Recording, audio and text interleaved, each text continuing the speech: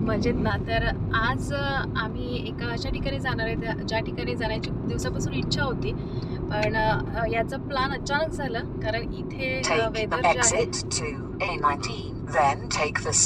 आहे यावर्षी खूप अनप्रेडिक्टेबल राहिलं. तर कालपर्यंत आमचा प्लॅन दुसरा होता कारण छान ऊन दाखवत होतं, सनी दाखवत होतं. तर आम्ही विचार केला होता की पिकनिकला जाऊ. तर एक फॅमिली फ्रेंड पण आहे, त्यांच्यासोबत प्लॅन झाला होता आमचा ते कालपर्यंत. पण परत एकदा वेदर चेक केलं तर रेन दाखवत होतं 12 नंतर. मग आम्ही प्लॅन चेंज केला आणि आता आम्ही जातो आईस स्केटिंगसाठी, ज्यासाठी खूप दिवसापासून इच्छा होती जायची. तर पण सडनली वेदर पण चेंज झालं, रेन आलाच नाही.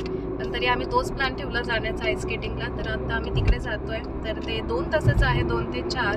आता 1:30 वाजलाय आणि अर्धा तास तिथे लागतो पोहोचायला. तर तिथे पोहोचल्यावर मग मी दाखवते, कारण आम्ही पण फर्स्ट टाइम चाललोय की इथे आईस स्केटिंगसाठी ज्या आईस रिंक असतात त्या कशा असतात ते मी दाखवेल तुम्हाला. तर आता थोडेफार रोड पण दाखवते, कारण जिथे आम्ही जातोय ती अजूनही वेगळी जागा आहे. विटली बे म्हणून एक सिटी आहे, तिथे आम्ही जातोय. तर इथले थोडेसे जे बाहेरचं व्ह्यू आहे ते पण तुम्हाला दाखवते. थोडासा बाहेरचा व्ह्यू. तर तेच यावर्षी जरा मिसलिडिंग राहिलं वेदर प्रेडिक्शन, कारण असं जेव्हा होतं रेन तेव्हा रेन नाही. आज पडलाच नाही रेन दिवसभर, पण 12 वाजेनंतर रेन सांगितलं होतं. आणि आता तेच 1-1:30-2 वाजतोय. आता आम्ही पोहोचूच तिथे आईस रिंकजवळ. तरी पण पावसाचं हे दिसत नाही आहे, फक्त थोडं क्लाउडी आहे वेदर, पण अजूनही पाऊस नाही आहे. आता इथे आम्ही पोहोचलोय आणि इथे गाडी पार्क केली. तर इथे एक मोठं ग्राउंड आहे आणि इथे क्रिकेटची मॅच सुरू आहे. आणि ही जी बिल्डिंग आहे यामध्ये आहे आईस स्केटिंग.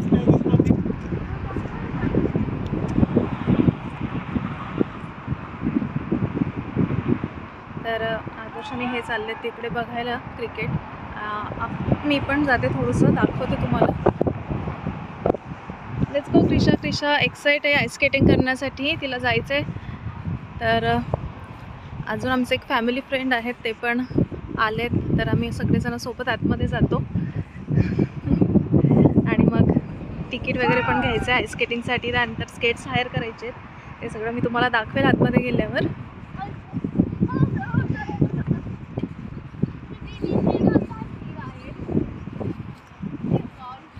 तर इथे अशी क्रिकेटची मॅच सुरू आहे. तर पुन्हा एकदा मी असं ग्राउंड दाखवते, जसं स्टेडियम असतं त्याप्रमाणे. तेवढं मोठं नाही, पण हे एक क्रिकेट क्लब आहे विटली बे म्हणून. तर इथे मॅच सुरू आहे क्रिकेटची. तर आम्हाला 2 वाजताचं तिकीट घ्यायचं आहे. तर 1:45 होत आहेत. तर आता आम्ही पण आतमध्ये जातो, थोडं 1-2 मिनिट हे मॅच बघतील आणि मग जातो आम्ही आतमध्ये, तिकीट वगैरे घेतो. इथे क्रिशाची फ्रेंड पण आली आहे. क्रिशा. तर आज वेदर हे असं आहे, क्लाउडी आहे, पण गरमी पण होते. तर आम्ही जॅकेट वगैरे काही घातले नाही, पण असंच फुल स्लीवचे क्लॉथ्स घातले आहेत. इथे आता एंट्रीजवळ आम्ही उभं आहे आईस रिंक जवळ. तर अजून गेट ओपन झालं नाही आहे. बरेच लोक आहेत क्यूमध्ये.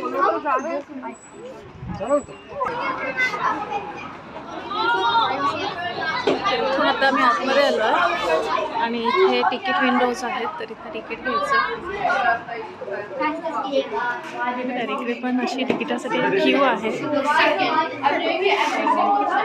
माहीत नाही तर किती वेळ लागेल तिकीट घेण्यासाठी. तर इथे आमचं तिकीट घेणं सुरू आहे आणि तिकीट घेतल्यावर आतमध्ये गेल्यावर मग मी पुन्हा दाखवते. गेल्यानंतर आधी कॅफे आहे, इथे चेअर्स ठेवले आहेत आणि इकडे मेनू लिहिला आहे. किड्स मेनू वगैरे आहे, पेस्ट्री आहे, सँडविचेस आहेत, चिप्स वगैरे आहे. हे इकडे पण लिहिलं आहे. जॅकेट पोटॅटोज आहेत. आणि इथून आम्ही जातो आतमध्ये.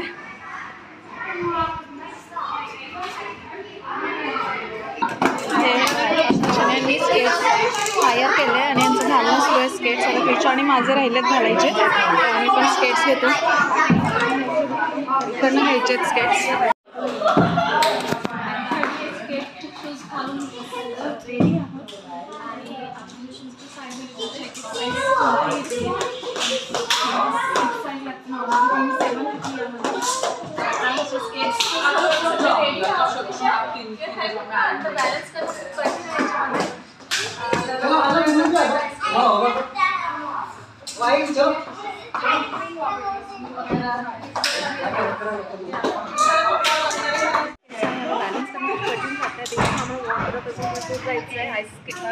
माहिती नाही तर आता आम्ही इथे निघतोय. तर पकडून जावं लागतंय कारण हे फर्स्ट टाइम आम्ही ट्राय करतोय. आणि हे आणि पोरं समोर गेलेत. तर मी माझ्या फ्रेंडसाठी थांबली आहे कारण तिची शूजची साईज थोडी स्मॉल झाली होती. तर तिने स्केट शूज जे आहे ते चेंज करून घेतले. तर ती घालते तर मी तिच्यासाठी थांबली आहे. Is okay now.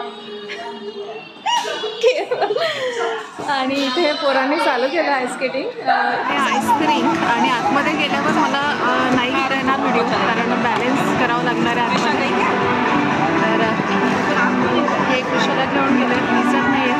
आणि आदर्श आणि त्याची फ्रेंड पण गेली असं भेटली.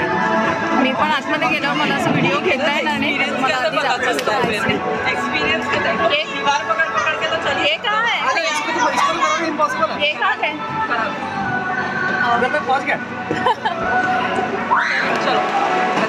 तर हे कुशाला घेऊन अजून पण इथेच आहेत आणि आदर्श मस्त करतोय. आदर्श सॉरी Come on, and उस तरफ चलो. Hold this. Yes, hold this. It's okay, don't worry. Don't be sorry.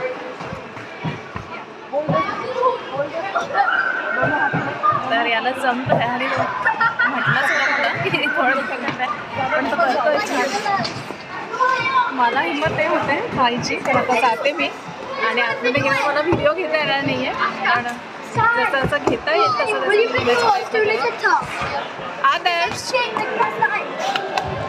आदर्श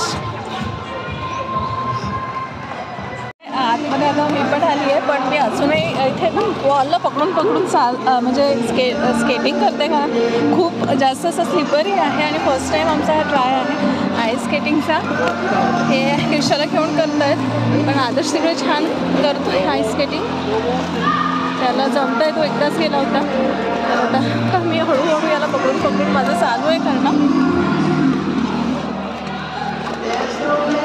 तर याचे क्लासेस पण असतात आणि प्रॅक्टिस करावी लागते. बरीच प्रॅक्टिस नाही मग येतं. पण एकदा एक्सपिरियन्स घ्यायचा म्हणून आम्ही आलो आज. थोडासा व्हिडिओ किती व्हायचा स्केट राहता येत आहे पण चालायला लागलं की मागे जे आहे ना ते स्लीप होत आहे बर्फावर एकदा. आणि आता करते मी ट्राय हळूहळू. याला पकडूनच सुरू आहे सध्या. आदर्श खूप छान करतोय. व्हिडिओ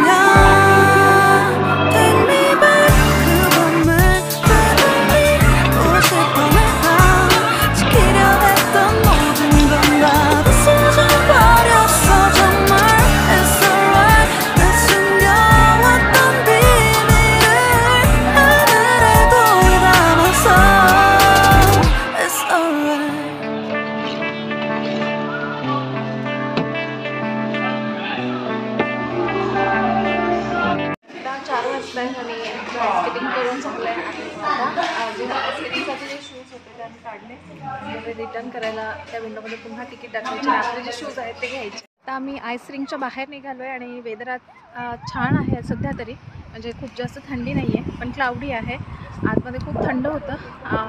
आता बघतो अजून काय प्लॅन आहे ते. आणि शॉपमधनं दूध वगैरे घ्यायचं होतं तर मीच एकटी आता शॉपमध्ये जाते कारण मुलांना झोप लागली, खूप थकले आणि खूप मजा आली तिकडे.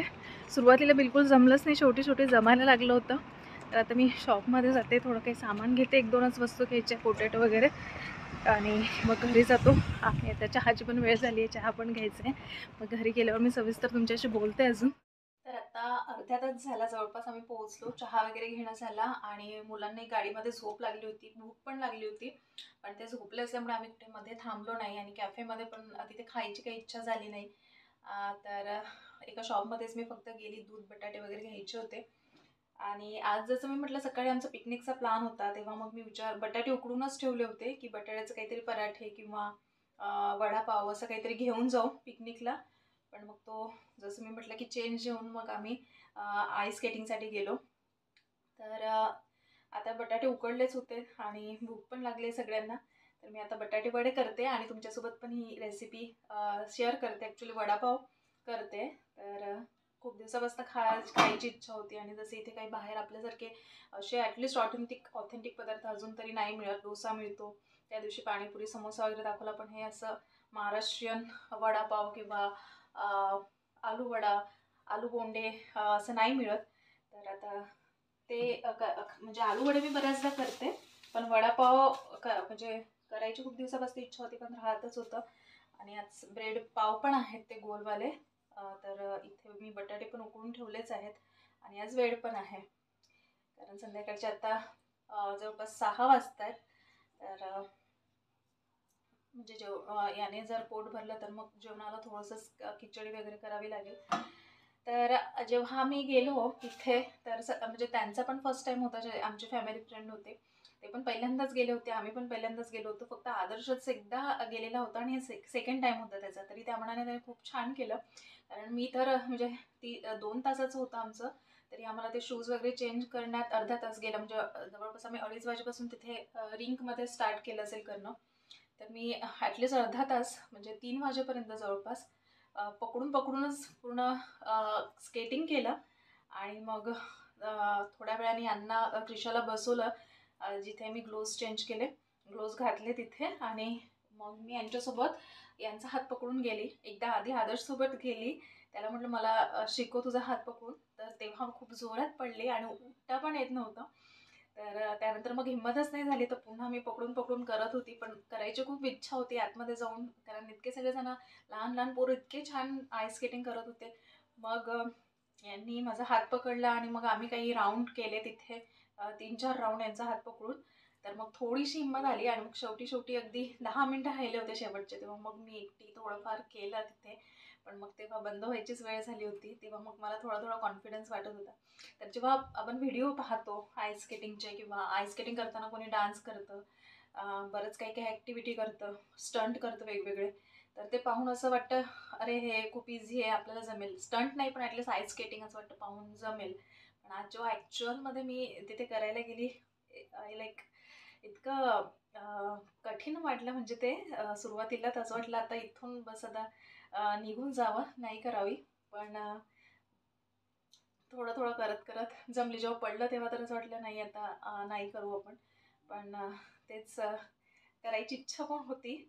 मग केली आणि मला असं वाटतं असं 4-5 वेळा जर केली आपण तर असं प्रॅक्टिसने ती जमते. पण तिथे ॲडल्ट क्लासेस होते, लहान मुलांचे पण क्लासेस होते ज्यामध्ये ते आईस स्केटिंग शिकवतात. तर असा होता आमचा आईस स्केटिंगचा एक्सपिरियन्स. आणि इथल्या जे आईस स्केटिंगच्या रिंक आहे तर इथे आमच्या घरापासून 2 ठिकाणी आहे, एक न्यू कॅसलला आहे आणि एक विटली बेला आहे. तर न्यू कॅसलला आदर्श गेला होता स्काउट्स थ्रू आणि आज आम्ही गेलो होतो विटली बेला. तर ते पण खूप छान टाऊन आहे विटली बे, तिथे पण बीच वगैरे आहेत. आणि अशा प्रकारे आजचा दिवस आमचा गेला, दुपार आमची गेली. तर आता संध्याकाळी मी करते आहे वडापाव. तर ही पण रेसिपी मी तुमच्यासोबत शेअर करते. तर आधी हे बटाटे सगळे ह्याचा साल काढून याला कुस्करून घेते आणि पुढे काय प्रोसिजर आहे ते मी तुम्हाला दाखवते.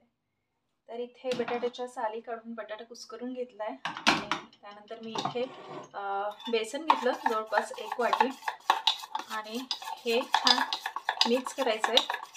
आणि यामध्ये मी बाकी काहीच घालणार नाही आहे, सोडा हळद वगैरे असं काहीच नाही घालणार आहे. फक्त यामध्ये मी पाणी आणि मीठ घालते चवीपुरतं आणि हे छान व्यवस्थित मिक्स करून घ्यायचं आहे. तर माझ्याकडे हे रेडीमेडच बेसन होतं, कारण भारतातून जे मी आणलं होतं आईकडून ते संपलं, 2 महिन्यातच संपलं ते. तर ते मी बेसनासाठी जास्त वापरत होती. तर हे रेडीमेड आहे. मला वाटतं घरगुती जे आपण बेसन दळलेलं आणतो त्याने अजूनही छान टेस्ट येत असेल. तर हे छान मी मिक्स करून घेते. इकडे मी कढई पण तापायला ठेवली आहे, कारण आपण भाजीला पण फोडणी देऊन घेऊया. आणि सकाळीच ना मी भरीत केलं होतं, तर भरतासाठी हा ठेचा मी करूनच ठेवला होता. तर आपल्याला ठेचा टाकायचा आहे याच्यामध्ये फोडणीत. तर इथे तेल छान तापलं आहे आणि थोडं कमीच तेल घालायचं, ऑइली नाही झाली पाहिजे भाजी. तर यामध्ये आधी जिरं मोहरी घालून घेऊया. त्यानंतर यामध्ये मी थोडे अख्खे धणे घालते, त्यामुळे हे दाताखाली आले. वडापाव खाताना किंवा आलू वडा खाताना ते खूप छान लागतात. आणि यामध्ये थोडी हिंग आणि थोडी हळद घालायची. तर हे थोडं हिंग यामध्ये घालते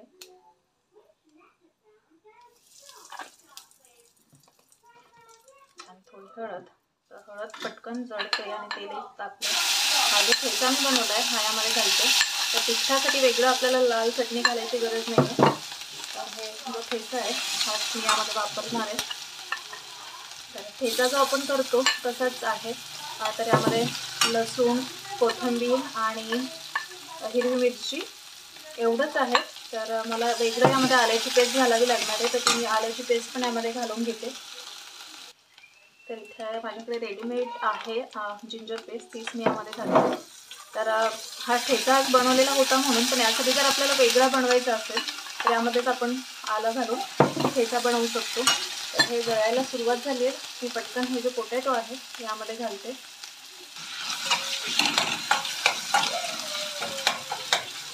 आणि सगळं व्यवस्थित मिक्स करून घ्यायचं. याला मीठ घालायचं. तर मीठ मी आत्ता घालते पहिले, बाकी बटाटे टाकण्याआधी, तर नंतर ते व्यवस्थित मिक्स होणार नाही.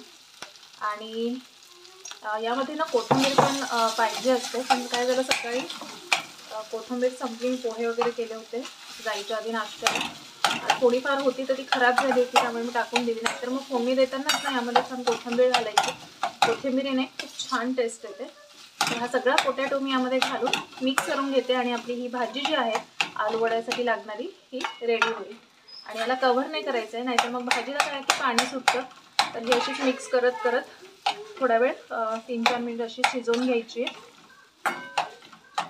तर हे सगळे बटाटे मी ॲड करत मिक्स करत जाते. तर तेलाचं प्रमाण बरोबर झालं आहे, तर तेल आधीच थोडंच कमी घालायचं.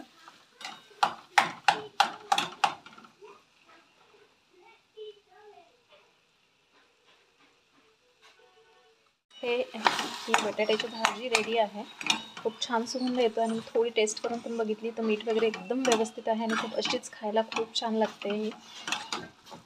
तर आता मी गॅस बंद करते. मी बिलकुलही झाकण नव्हतं ठेवलं यावर. तर ही अशीच खूप छान झाली. एकदा मिक्स करून गॅस बंद करते.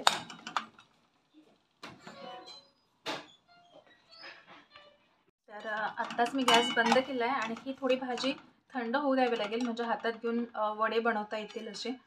तर ही भाजी थंड होते तोपर्यंत इकडे मी आलू वड्यांसाठी तेल तापायला ठेवते आणि बाकी पण काही तयारी आहे ती करून घेते. ते बेसन तर ऑलरेडी आपलं रेडी आहे, तो एकदा व्यवस्थित मिक्स करून घेऊया.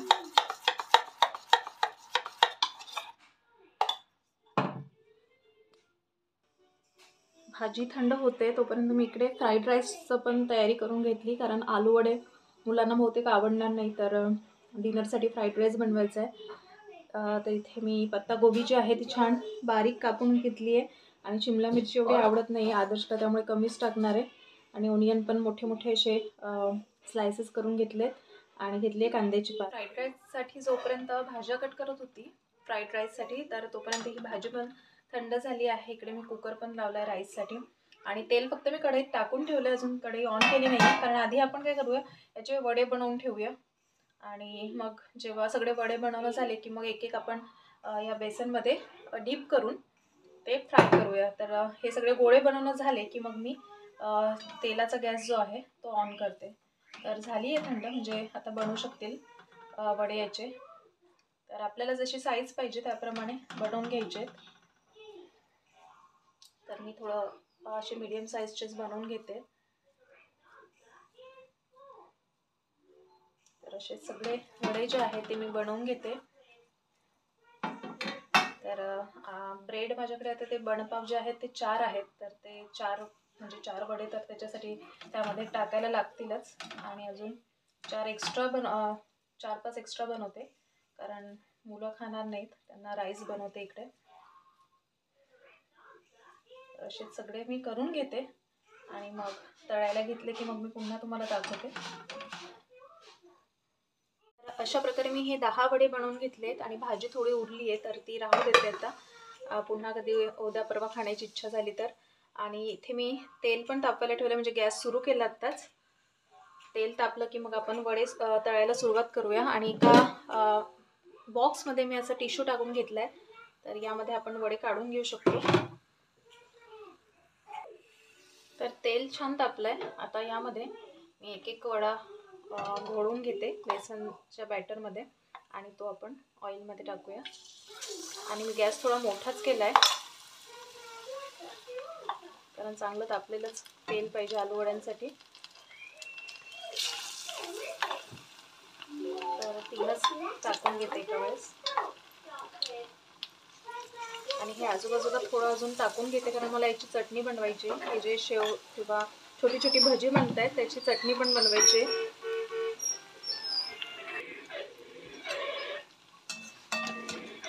थोडं तेलावर टाकून घेते वरून असं.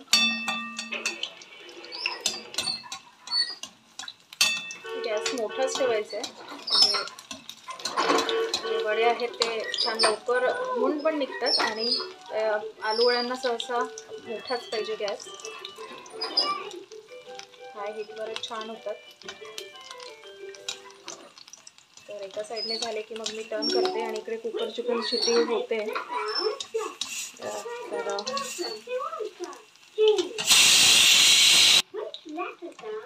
तर मला वाटतं खालच्या बाजूने झाले, तर मी आता टर्न करते. तर असं ब्राऊन कलर आला आहे. हे दोन्ही पण असेच या प्रकारे टर्न करून घेते. तर याला छान ब्राऊन कलर आला आहे. तर हे जे बारीक बारीक आहेत ना ते ह्यामध्ये एवढे येणार नाही, तर यासाठी मला तो वेगळा झारा घ्यावा लागेल. तर हे साईडला जी छोटी छोटी भजी आहेत ही मी ह्या झाऱ्यामध्ये काढून घेते, कारण ती जास्त तेलात राहिली तर ती काळी होऊन जातील आणि मग ते चटणी जी आहे ती कडू कडू लागेल. ही काढून यामध्येच टाकते मी, बेसला राहतील इथे.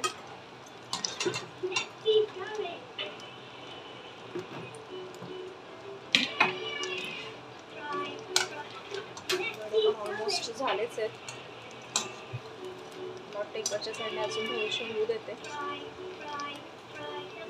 1-2 मिनिट. तर हे वडे छान दोन्हीकडनं ब्राऊन झालेत. आता मी हे जे बॉक्समध्ये टिश्यू ठेवला आहे यामध्ये काढून घेते.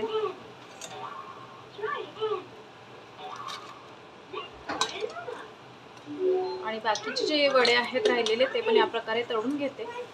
आणि हे तळणं झाले की पुढची प्रोसिजर पण मी तुम्हाला दाखवते. आणि हे पुन्हा जे बारीक बारीक राहिलं आहे ते मी ह्या झाऱ्याने काढते. यामध्ये व्यवस्थित सगळं निघून येतं. बॅटर आहे हे आपण नुसतं असंच भज्यांसारखं टाकून घेऊया. आणि याचा वापर कसा करायचा ते मी सांगते.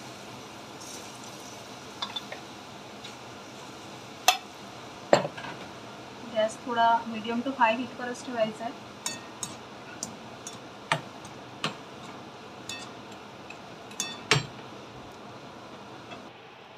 तर जे थोडंफार बेसन उरलं होतं ते मी असं भज्यांसारखं तळून घेतलं. याचा पण वापर आपल्याला करायचा आहे, हे वाया जाणार नाही आहे. तर अजून थोडंफार आहे, एक स्पून आहे अजून. हे तर मी इकडे टिश्यूवर काढून घेते. आणि हे थोडंच राहिलंय, हे पण टाकून घेते यामध्ये. असं लांब लांब शेवासारखं टाकायचे.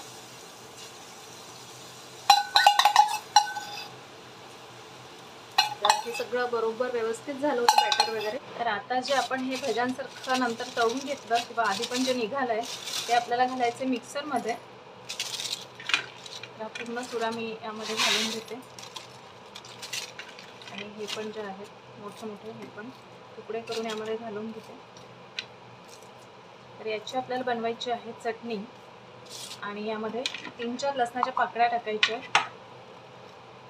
तर लसूण मोठा मोठा मिळतो इथे, अगदी मोठ्या मोठ्या पाकळ्या असतात, त्यामुळे मी त्याचे 2-2 पीसेस असे कट करून घेतले. तर 3-4 पाकळ्या होत्या लसणाच्या. इकडे तेल गरम आहे तोपर्यंत अजून एक मला काम करायचं होतं, ते म्हणजे ह्या 2 मिरच्या ज्या आहेत तर यामध्ये अशा फ्राय करायच्या होत्या. एकदम तेलात टाकण्याऐवजी हे झाऱ्यात अशा टाकून ह्या अशा फ्राय करायच्या. आता मी गॅस बंद करते.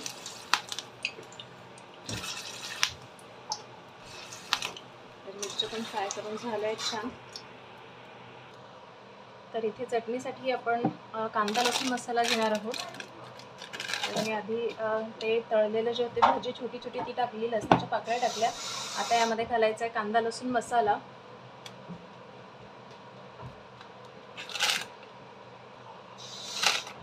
तर हा जवळपास 1 स्पून एवढा कांदा लसूण मसाला मी ॲड करून घेते.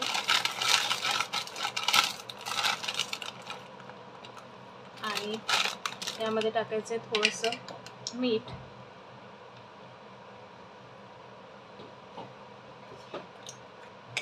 आता हे मिक्सरला फिरवून घ्यायचं आहे आणि आपली चटणी रेडी होईल. तर जाळसरच ठेवायची आहे छान. तर ही मिक्सरला लावून घेते.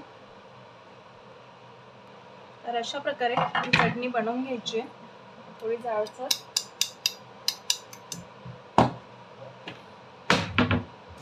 आणि माझ्याकडे हे इथे असे ब्रेड मिळतात, सॉफ्ट व्हाईट रोल्स म्हणून. तर हे आहेत.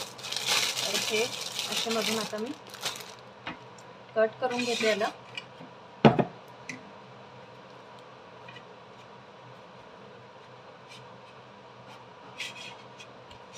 आणि यामध्ये आपण जे वडे बनवलेत त्यापैकी एक वडा यामध्ये घालून घ्यायचा आहे. आणि ही थोडीशी चटणी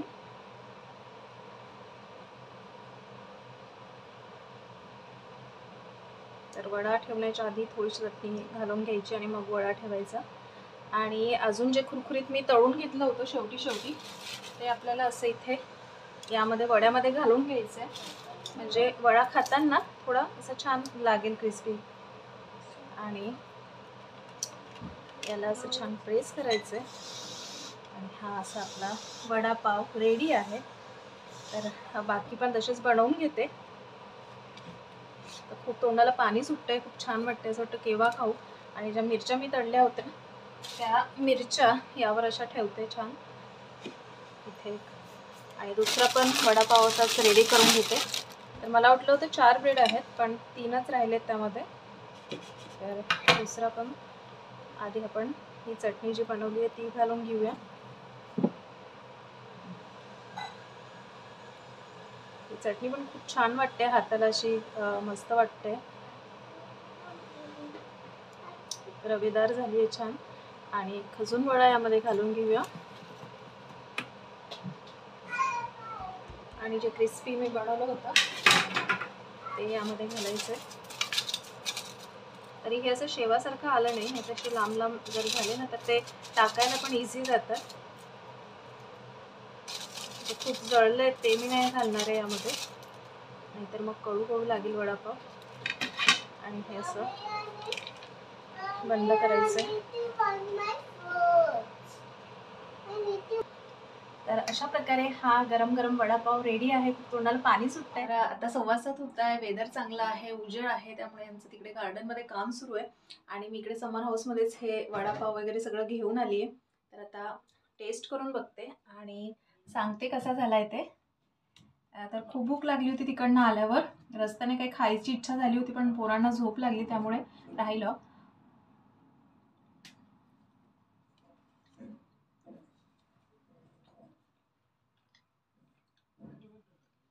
एकदम परफेक्ट झालाय. म्हणजे मिठाचं प्रमाण, तिखटाचं प्रमाण मला वाटलं होतं खूप तिखट झालं असेल, पण एकदम परफेक्ट झालाय. आणि ती चटणीची टेस्ट खूप छान लागते. पण जेव्हा पण तुम्ही हा वडापाव कराल ना, तर तशी चटणी नक्की करा. म्हणजे ते भजे पण असतात ना बारीक बारीक, ते पण वेस्ट होणार नाही. तर आज मी 2 गोष्टी तुमच्यासोबत शेअर केल्या. एक म्हणजे वडापाव आपला महाराष्ट्राचा, आणि दुसरं म्हणजे इथे आईस स्केटिंग कसं असतं. तर आमचा पण पहिलाच अनुभव होता. तर सुरुवातीला खूप भीती वाटत होती आणि नंतर जेव्हा छान वाटायला लागलं तेव्हा क्लोजिंग टाईम होता, म्हणजे आमचं सेशन संपत आलं होतं. शेवटी क्रिशाने पण एन्जॉय केलं आणि तिला पण मग निघावंसं वाटत नव्हतं, कारण नंतर तिला कळायला लागलं असं धरून आपण चालू शकतो. तर तिला मजा वाटत होती आणि मग मला पण शेवटचे 10 मिनटं जमायला लागलं होतं. तर असं वाटलं तर मस्त वाटत होतं. पण एनिवेज पहिला एक्सपिरियन्स होता, तर आम्ही एन्जॉय केलं. आता वडापाव एन्जॉय करतो आणि इथेच मी व्हिडिओ थांबवते. लवकरच भेटूया पुढच्या व्हिडिओमध्ये. तोपर्यंत स्वतःची काळजी घ्या. बाय.